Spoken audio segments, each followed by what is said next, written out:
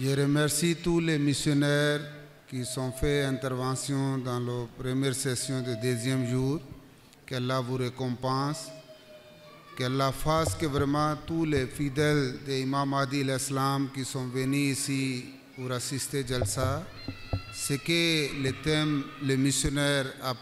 préparé, vous avez écouté. Allah fasse que nous tous, on applique tous les conseils que le Saint-Coran nous a donnés et notre cher prophète Mohammed sallallahu alayhi wa sallam nous a donné. C'est ça, c'est l'objectif de Jalsa Salana, pour réformer les gens, que vous donnez une chaleur spirituelle, que quand vous retournez dans votre jamaat, il faut que tous les jamaats, différentes régions, c'est ça, on doit bien sensibiliser, bien former notre communauté Ahmadiyya ici au Mali. C'est ça, c'est l'objectif de Jalsa, qu'Allah fasse que vraiment tous les discours qu'on a écoutés, qu'on applique tous les conseils du Saint-Coran dans notre vie. Nganyama no amiru ako abe wajulu kalaw munu bora ka kuma ka babu wala sisan kabu fu o ka babu labengon numana o ka fa be min awero fe ambela jele fe ku bora ka ladel kamunu ke kala del kamunu ndama kanga njija ku lame ku famu likata o waleya anga sigidawla ko kadaka jalsa re kuyode kuna funu munu middi ladel kamunu middi anga me ka famu likata alabara nafara ko munu kan anga baraka noyi nafara ko munu may anga an seko de majira beke kan yere mina ka bo o wale dunu ma ko jalsa yere ku yere de ni yasa anga communauté noy ahmada jama kuluye aka don ni numa ya de atama shenka ka ahmada o chena o ti son mo wal ma ahmada ha dina ko kanu sebedo o kanga nga don o mi jalsa yere ku ye o de ka aw former ka an kuna foni anga don soro anga ta waliya anga sigidawla. Maintenant, vous savez, alhamdulillah, cette année, notre frère Dr Sako, le Jamaat de France, il est parmi nous. On va lui faire une invitation pour venir, pour nous dire des mots par rapport à la Jalsa Salana. J'invite M. Dr Sako, le Jamaat de France, il est venu pour assister à notre Jalsa Salana. Ako sisa abina anga nomba do wele mino oye docteur Sako ko kadaka Ahmadiyya jamakulu me France ale nana olu tokola kana anga jalama anga jalsa nyana maya naye apma kabe docteur Sako wele kana dakuran fla fo nare takbir Ahmadiyya di France Ahmadiyya di Maroc nare takbir Jalsa Salana Mali Jalsa Salana Mali nare takbir Allahu Akbar. Amalimo assalamu alaikum wa rahmatullah wa barakatuhu. Kuma no nema mais ne tay foli de Francis Jamati trola fon c'est asiano ka bela je fo ka do ni na fe ka do ka fe ay fran o temlen ko fe min ya anse ano e kanu de kanu jime ala ka kanu jime aga kira ka kanu jime ala kira sallallahu alaihi wasallam ay kuma kam fo na mbo bato en sonama ni bebe ko nyini bi islameo fewro bebe kan ni ni ala ke ka ala o yelinde amma o fe mbadere mom gara kam ni kunu fo na 600 nanya fonfonta amerika fo nanya ke akechwera la do de be fara anga limana kan anga lima bi jidede na ta système par exemple discours là-bas mi ngara ça o gela be jien robe frafnete me alt wala fana abe siabela muna no o jien là-bas ne jien là-bas afara ka fa ko ana ma ke wotma ana kuna ala kala kan tige odunte kan tige sala salama odla ni fen nu forat akoba ga memine mais afaraka abike donc hal sabe ala de deli kado anga do ke nyoyen anga do ke nyoyen parce que mima bolo fin fidélité nyam fon nyiniga ka fo jolido hakitala hakidun ta dafara hakitala de ala do ne ba hakidon mais misala mais korle do fotano umar ranan o wati tasma wala dok makra ko ngata tasma fa e ko umar ranan ale kelem su kan fa umar jabri muye ko limanati la ko ho o ni limanati bi ta ba fa afo tasma yamla jawla ako tasma yamla o kele tasma yorobla trama mais ni kiye chere ni nga dona ka fu alaka kuma kambis ka tot tasma da akunta don mais limana min bala o limana kama ala ya ka kuma jabi wa enfant fo be yano ka fu anye amadia ay rere ka fu anye amadia rere ibo noye e ka nyina mana kono ibo noye skidala ibo noye kono yororo ibo ye donc comme il y a faut comme comment on donne mais amadia français o ka foli vraiment ami wakati mina o nyebana o balame munu boga baradala lawo al ni wakati fini so do o ba alaje o ko ka fanga du suku be ñoo fe o ga do wa no fe afrika do ka he kuma no donc ka bela jelen fo ya sesiano anna kunye miye o famia akato hakina anga barake nayi ambo ñina ala fe ala ko no he munu fana ma famia fana anga do ku ye ala on est ana may assalamu alaykum wa rahmatullahi wa barakatuh nare takbir jalsa salana mali nare takbir ahmadiyya di France nare takbir Allahu akbar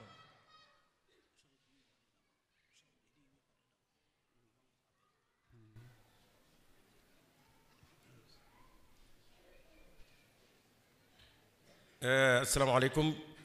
juma khutbala anye jatigu ani dinaw ladil ka do duma khalifatul masih khamis ka dakuriyon sumana ani masih maud alayhi salam o fanaka dakuriyon sumana jalsa yere nakun ani nafa min bala o kama ninye wati do de bekanga keya nga yala bebe ya wa misiri fale do mo dale do shiro la nyebe do sisi lelay oh kasro do ka bara bene do mo na fo mo nazmo dabt atwadi sakila abdul ghafar ya abdul habde do era ka erebo genbe minu mi ko taka fere yoro fame misiri fame mo dame misiri kono kasno ko ala ne ray sabara ne kaba ko yaraw bana bato kelngelew ne ka ngasroy daro fonna nyebe mo sigile lay o tikke o de kangar dala ni dokon khutba be ga kaya wajuli be ga kaya ni desete ali yatwa di kayala yala o manga ke nga kadaka do ka bara ere yala yala nga ta sabara cha misri dala ko mi selibwati do e ba do ka fonna mara de was do sno gole do o bara kal fam minuna o ka do ka fo te aka bara ka nyemo andi dale o jala kible organisateur retola o kalfa minu mo o kanato sini o kake kuno na kangara kuna make bide o ba fe ka salia kwa nye doge mati salia fokata ambo yanno bekangi hakilto bara mingal falila kanato anga lebu kanga bara soro e fa fede opma minu ga bara do yira do ka ba ne gon datu do assalamu alaykum wa rahmatullahi wa barakatuh wa alaykum assalam jazakallah maintenant il y a parmi nous monsieur Soufi Baba Konaté Saheb. Vous savez, quelques mois avant Ils sont venus à la mission, ils ont fait échange avec Oumar Moha Sahib et ils ont fait le béat. Ils sont rentrés dans l'Ahmadiyya et on va lui donner parole. J'invite Moussi Soufi Baba Kounate Sahib. Nare Takbir. Allahu Akbar. Islam. Islam. Islam Ahmadiyya. Nare Takbir. Allahu Akbar. أعوذ بالله من الشيطان الرجيم بسم الله الرحمن الرحيم الحمد لله الحمد لله الحمد لله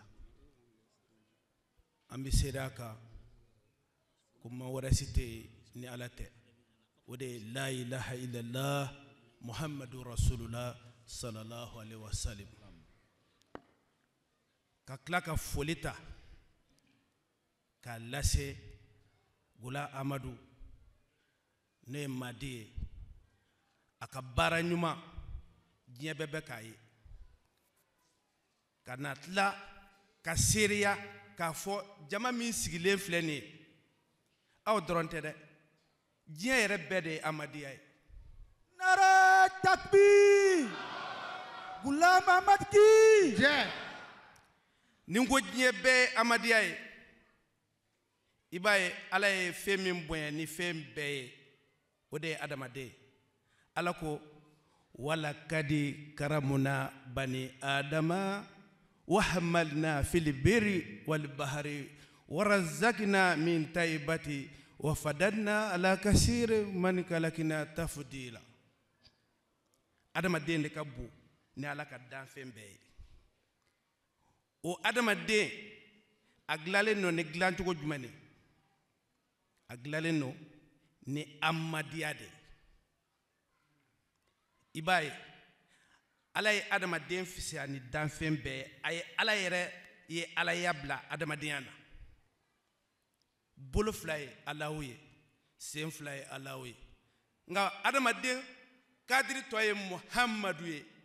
o b'a yira k'a fɔ adamaden yɛrɛ de ye Ahmadiyya ye. Muhammadul Mustafa. sallallahu alaihi wasallam. Muhammadul Mustafa. sallallahu alaihi wasallam. Rahmatan lil alamin. Zindabad. Rahmatan lil alamin. Zindabad. Ahmadiyyaw a ye nisɔndiya ni Ahmadiyya ye a ye wasa ni Ahmadiyya ye adamadenya yɛrɛ sigilen bɛ Ahmadiyya yɛrɛ de kan e ma ye Nabi Musa ko Nabi Isa ko a ka mɔɔw ma a ko ne taalen kɔrɔ kɔfɛ maa min mina o de tɔgɔ ko Ahamad a farala ka mun kama parce que a bɛna mission dɔ de la o de kosɔn aw kɛlen Ahmadiyya ye diɲɛ bɛɛ de y'a ye dɛ munna aw bɛ ka mission min kɛ diɲɛ kɔnɔ bi Ahmadiyya bɛ ka mission min kɛ diɲɛ kɔnɔ bi ne nisɔndiyalen don n'a ye n wasalen don n'a ye ne Sufi Baba Konate ka bɔ San n ye karamɔgɔ Sa Dugure ka kalanden ye anw ka seko sigilen bɛ kɛnɛ kɔnɔ n'o ye Mamadu Limoroden ye Mamadu min ye Nabi Isa saniya o ye Alakira Muhammadu sallallahu alaihi wasallam ye mala min fana ye ka karamɔgɔ Isa saniya ka bɔ nkalonw na o Mamadu den de sigilen filɛ nin ye. Nare Takbir. Nare Takbir. O y'a sɔrɔ nkalon caman taara ka da an ka karamɔgɔ Sa Dugure la ko jɛnɛba ko ye haramu ye k'a sɔrɔ a m'a fɔ maa si ye ko magan ko tɛ tiɲɛ ye k'a sɔrɔ a m'a fɔ maa si ye ko fugulando ye haramu ye k'a sɔrɔ a m'a fɔ maa si ye ko ni sera yɛrɛ i ka kɔlɔsi la ko i ye haramu kɛ k'a sɔrɔ a m'a fɔ maa si ye kalanden dɔw ka labɛn n'u ka bonya ɲini kama ka cɛkɔrɔba in tɔgɔ tiɲɛ k'a sɔrɔ cɛkɔrɔba min nana ni kuranɛ diinɛ ye Mali yɛrɛ kɔnɔ wajulikɛla bɛɛ ɲɛ ka kɔmɔko dabila Kurukɔrɔ yan ka kɔmɔko dabila Bamakɔ karamɔgɔkɛ min nana n'o ye ale nana ka bɔ Makan 1920 an filɛ 1900 2024 san kɛmɛ ani san naani a nalen ka bɔ Maka a taalen bi san 70 ni kɔbɔ bi nkalon talen bɛ k'a da la fo ɲina Amadiya ye ka nkalon wuli ka bɔ cɛkɔrɔba la an b'aw fɔ Amadiya mɔgɔw dante Amadiya la i kɛra kafiru ye Amadiya ye i kɛra silamɛ ye Amadiya ye i kɛra chrétien ye Amadiya ye parce que n'i tɛ se ka bɔ Muhamadiya la adamaden yɛrɛ danna Muhamadu ka a fara kan o de kɛlen ko a bi ka kibaaya kɛ ka cidenya kɛ ko Ahmadu Amadiya a bɛ min aw bɛ wasa wa an b'aw fo ka waleɲuman dɔn cɛkɔrɔba minnu bɔra fo burusiw kɔnɔ Ala ye barika don sɛnɛ na dɛ aw de bɛ dugubakɔnɔmɔgɔw balo ka sɔn ka kɛ Amadiya ɲuman ye ka baara kɛ ni ladiriya ye Amadiya ka wele sera aw ma ka bɔ burusi kɔnɔ sɛgɛn na ka na aw sigi fiɲɛ kɔrɔ yan nɔ an b'aw fo dante foli min na anw ye dugukɔrɔw ye an tɛ se kuma na dɛ anw ma kalan yɛrɛ mais n ye fɛn min ye kɛnɛ kɔnɔ n'o ye n wasa ka nisɔndiya walahi Amadiya mɔgɔw aw bɛnlen don kelen ma anw bɛ taa diɲɛ yɔrɔ bɛɛ Mali dɔrɔn tɛ dɛ an bɛ taa ziyara la yɔrɔ bɛɛ an bɛ taa kuranɛjugu la yɔrɔ bɛɛ mais kɛnɛ min ɲɛma jɔlen don komi Amadiya ma ye Ahmadiyya Zindabad. a ye nisɔndiya ni Amadiya ye a y'aw bolo kɔrɔta n'a ye a ye sɔn an ma kɛrɛnkɛrɛnya na n b'aw ka kalifa fo n'o bɔra yen n bɛ Muazu fo dɛ Muazu Kulubali ne y'a kɛ Konatɛ ye bi maa ɲɛnama don barikama don maa cɛsirilen don e m'a ye n'a ko si bɛɛ bɛ kɛ sew o ye kunnaja dɔ de o tuma na ne tɛna kuma kuntala diyan n bɛna kuma min fɔ Amadiya mɔgɔw ye an bɛɛ Amadiya diɲɛ bɛɛ Amadiya i kɛra Yahudiya ye o i kɛra Nansara ye o i ye Amadiya de tant que e dilanna Muhamaduya sawura in kɔni kɔnɔ i ye Amadiya ye kumana Ala ka barika don Amadiya la Ala ka tɔn in t'an ɲɛ an ka kalifaw Ala k'u kɔrɔta anw yɛrɛ ka ɲɛmɔgɔba n'o ye Karamɔgɔ Dugure ye an b'a fɔ Ala ka layɔrɔ sɔn suma ye ale yɛrɛ ka ciden minnu tɛmɛna n'o ye Karamɔgɔ Usumani Siribew ye an b'a fɔ Ala ka layɔrɔ sɔn sumaw bɛɛ ye ninnu bɛɛ Amadiya de mɔgɔ mɔgɔ n'i sera ka baara dɔ kɛ i ye Muhamadu de mɔgɔ mɔgɔ n'i sera ka mɔgɔw fara ɲɔgɔn kan ka ko dilan i ye Amadiya de o kuma na an bɛ Amadiya fo ka waleɲuman dɔn n bɛ bɔ kuma na yan hakɛto ye kuma na sala Muhamadu n bɛna dugawu min kɛ o kan o de auzubillahi mina shaitani rajim tilka hujjatina hataina Ibrahima ala qaumihi narifau darajati man nashau inna rabbaka hakima alima wa wahabna lahu ishaqa wa yaquba kula hadaina wa nuha wa hadaina wa min qablu min zuriyati dauda wa sulaymana wa yuba wa yusufu wa musa wa haruna wa kazalika najzi lil musinina wa zakariya wa yahya wa isa wa liyasa kullu min as-salihin wa ismaila wa liyasa wa yunusa kullu fadanna ala alamin wa min abaihi wa zuriyatihi wa ikwanihi wastabainahu wa hadainahu ila sirati mustaqima huwa allazi arsala rasulahum bil huda wa dinil haqi liyuzhirahu ala din kullihi wa kafa billahi shahida muhammadu rasulullah Nare rabbil takbir. izzati amma yasifun wa salamu ala al mursalin walhamdulillahi rabbil alamin Nare takbir. Allahu Akbar. Ahmadiyya. Zindabad. Jalsa Salana Mali. Zindabad. Nare takbir. Allahu Akbar. Alhamdulillah, je voulais informer que Alhamdulillah, les Jamaat de Gambie, Naïb Amir de Jamaat de Gambie, Monsieur Sekou Diba Sahib, il est parmi nous, il vient d'arriver. Vraiment, depuis hier soir, il a pris l'avion au Sénégal à Mali, mais il vient d'arriver au Jalsa du Mali. Vraiment, on lui souhaite bienvenue au Mali, dans notre Jamaat. Ok, anga nyama ako abi folinya shi anga nomba doma mi ansoro kene kono sasisa no e Gambi Amiru dangaye no e naibo Amiru e ko biera de sasa sira anga kene kono ya kada ga bora Gambi kana teme Senegal fe le ka soro na ya o ko mana fe ko ambi bismillah anga kene kono ka fo adanga seki. Maintenant, ce que je voulais demander aussi les membres, on a fait l'exposition de Jamaat, il y a des livres en arabe, en français, parce que comme hier, notre représentant de notre cher calife, il a bien expliqué la vie de Mohammed sallallahu alayhi wa sallam, ça est en arabe et en français. Je demande tous les frères qui sont venus des régions, il faut visiter les stands exposition de Jamaat. Et si vous achetez les livres pour garder à la maison, pour bien former votre enfant, votre famille, ça c'est une bonne chose. Je vous demande vraiment, il faut visiter et puis voir s'il y a des livres, la prière musulmane et d'autres livres en français, en arabe, il faut payer. Et en même temps, cette année, on a fait un stand de Wasiya, parce que vous savez, le Wasiya, c'est Imam Mahdi l'Islam a expliqué le livre, le Testament, mais il y a des missionnaires, il y a des membres de bureau, à peu près plus de 300 Ahmadis, ils ont rentré dans le système de Wasiya. Mais cette année, on a fait un stand de Wasiya. Si vous voulez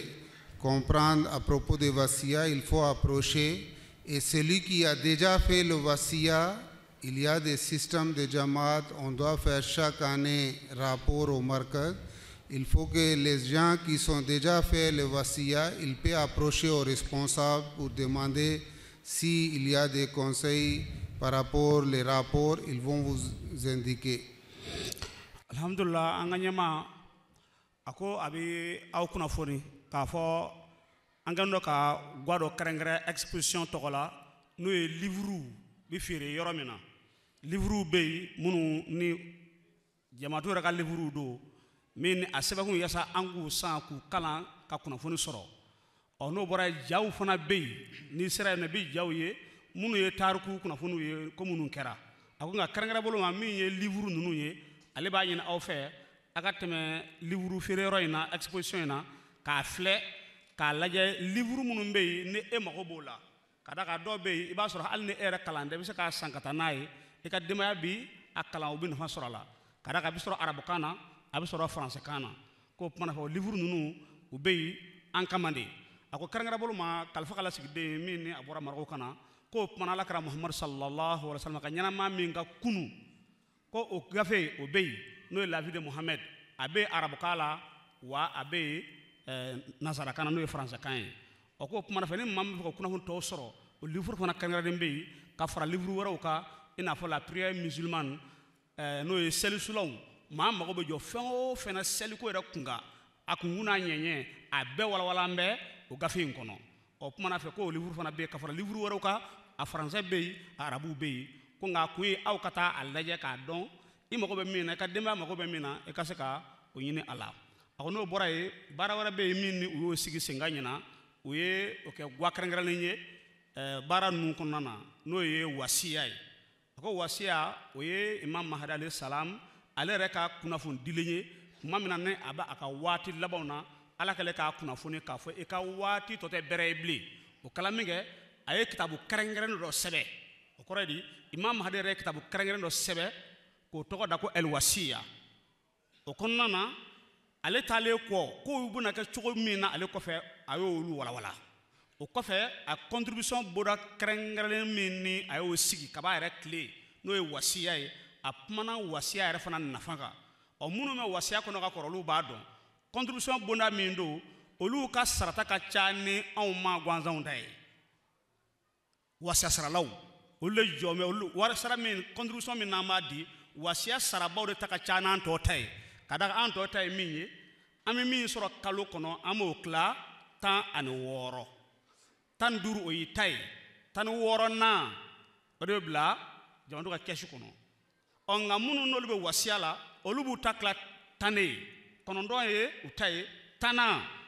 o de bɛ di jamatu ma i b'a kɔlɔsi o kɔnɔna k'a fɔ wasiya sarabaw ka wari sarata de ka ca contribution na ka tɛmɛ maa gansanw kan a ko la sa dɔw b'a la ka kɔrɔ ko bɛ se maa 300 yɛrɛ ma o k'olu fana k'a faamu k'a fɔ rapport dɔ de bɛ kɛ san o san saa kɔnɔ i ye wasiya min sara o rapport bila ka taa kalifa fɛ yen o k'o tigilamɔgɔw fana bɛ se ka gɛrɛ yɔrɔ in na ka kunnafoniw ɲini u ka rapportw kun kan jango minnu n'olu yɛrɛ m'a kɛ fɔlɔ fiyewu olu fana bɛ se ka gɛrɛ yen nɔ ka kunnafoni ɲini k'a sidɔn wasiya yɛrɛ ye mun ye ahamadiya kɔnɔ contribution ko bina a kun kan o bɛ walawala ɲɛna i b'a faamu ko o fana o bonda bɛ yen. Zakala, la session est terminée. Il y a des annonces. Okay. Monsieur Wahab Sab va faire. Inshallah. Kunnafoni min bɛ yen a fɔlɔ o ye a ka ca la a b'a kalama jalisa o jalisa maakura dɔw bɛ don ahamadiya la olu bayata i n'a fɔ an b'a kalama cogo min na o la an ka ɲinɛ t'a bolo la cogo min na an balimakɛ adamadaw hakɛto wuli k'i jɔ n'an tilala sisan komi waati dɔɔni bɛ yen yanni seli fana cɛ maa minnu ni olu b'a fɛ ka don ahamadiya la ka n'u tɔgɔ sɛbɛn k'a jira n dɔ la ahamadiya yɛrɛ kɛra ahamadiya ye olu bɛ na an balimakɛ fɛ adamadaw a n'a ka équipe don u b'u tɔgɔ sɛbɛn n'u y'u tɔgɔ sɛbɛn kɔsa fɛ dugawu ba bɛ na kɛ u ye k'a jira ala ka an'u sabati tiɲɛ in kan n'o ye ala kɛra ka diinɛ ye sallallahu alaihi wa sallam o kumana fɛ ale de don ni an taara sisan maa minnu b'a fɛ ka na u tɔgɔ sɛbɛn ahamadiya la a bɛ na ka na tɔgɔ di ale ma a n'a ka équipe u b'aw tɔgɔ sɛbɛn inshallah n'o bɔra yen an ka kalandenw minnu ni olu ye jɔyɔrɔ sɔrɔ u ka kilasiw la examen kɔnɔna na olu prix min bɛ to ka d'u ma n'o kɔrɔ ye lajɛlifɛn min bɛ to ka d'u ma k'a jira k'a fɔ an b'aw fo a ka cɛsiri la o baara o bɛna kɛ wula in na u ka ɲɛmaa baara in tigi o ye alhasani kere ye a y'a jira k'a fɔ k'an ka da kalanden ninnu tulo kan bi wula in na sigi sisan da min bɛna kuncɛ sisan o ko tɛ bilen min bɛna daminɛ telefɔniw dunnen kɔ ko n'o kɛra n'an bɛna o sigi waati la kalanden minnu ka diplôme nana n'u b'a kalama k'a fɔ olu tɔgɔ bɛna wele k'u k'u labɛn ka na ka n'u sigi podium kan yaasa baara ka teliya an bolo ka se ka nɔgɔya cogoya min na inshallah.